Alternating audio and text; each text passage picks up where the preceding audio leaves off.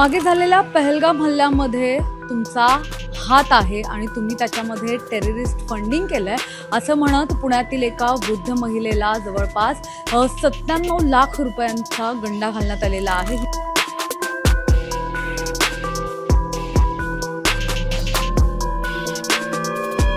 मागे झालेल्या पहलगाम हल्ल्यामध्ये तुमचा हात आहे आणि तुम्ही त्याच्यामध्ये टेररिस्ट फंडिंग केलंय असं म्हणत पुण्यातील एका वृद्ध महिलेला जवळपास 97 लाख रुपयांचा गंडा घालण्यात आलेला आहे। ही महिला पुण्यातील कॅम्प परिसरात राहते आणि जवळपास 4 दिवस या महिलेला डिजिटल अरेस्ट करण्यात आलेली होती। या संपूर्ण प्रकरणासंदर्भात आता तपास सुरू झालेला आहे आणि सायबर पोलीस असतील त्यासोबतच कॅम्प पोलीस असतील तर हे सगळे आता या संदर्भातला तपास पुढील करत आहेत। या सगळ्यामध्ये या महिलेची जवळपास 97 लाख रुपयांची फसवणूक झालेली आहे। यामध्ये जे व्यक्ती आहेत तर त्यांनी सांगितलं की आम्ही सायबर मधून बोलतोय, CBI मधून बोलतोय, CBIचे अधिकारी आहोत आणि तुम्ही जे पहलगाममध्ये हल्ला झाला या हल्ल्यामध्ये तुम्ही टेरर फंडिंग केलं असं त्यांच्याकडून सांगण्यात आलं आणि त्यांनी या महिलेला 4 दिवस म्हणजे शुक्रवार ते सोमवारपर्यंत डिजिटल अरेस्ट केलं आणि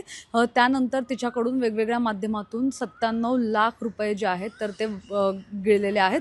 या सगळ्या संदर्भात माहिती कशी मिळाली तर जी महिला आहे तर ती जवळपास या महिलेचं वय 85 आहे। 85 वर्षाची ही वृद्ध महिला आहे तर ही तिच्या कॅम्प परिसरातल्या घरात राहते, एकटीच राहायला असते आणि तिच्या नातेवाईकांनी जेव्हा दुबईमधून तिला कॉल केले वारंवार मात्र तिच्याकडून कुठलाही रिप्लाय आला नाही आणि त्यामुळेच त्यांनी पुणे पोलिसांना संपर्क साधला आणि पुणे पोलिसांना याबाबतची माहिती घेण्यासाठी सांगितलं कारण की 4 दिवसांपासून त्यांनी एकही फोन उचलला नाही आहे किंवा त्यांच्याशी संपर्क होऊ शकलेला नाही आहे। त्यामुळे काय आहे नेमकं प्रकरण ते तुम्ही बघा असं म्हणलं।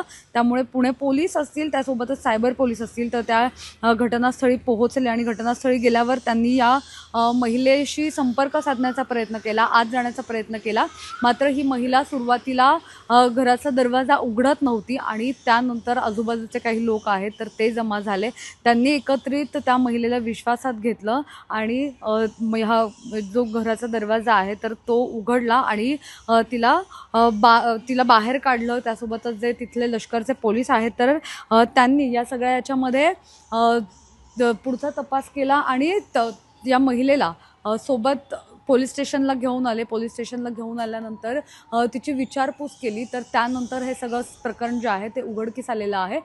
तर तुम्ही या सगळा जो मोठा हल्ला झाला तर या हल्ल्यामध्ये तुम्ही टेरर फंडिंग केलं असं मला सांगण्यात आलं आणि त्यानंतर मला डिजिटली अरेस्ट करण्यात आलं आहे असं त्यांनी सांगितलं आणि कोणाचाही फोन उचलायचं नाही, कोणालाही रिप्लाय करायचं नाही हे सगळं सांगण्यात आलं असल्याचं या महिलेने सांगितलं आणि त्यामुळेच 4 दिवस मी कोणाचेही फोन उचलले नाही।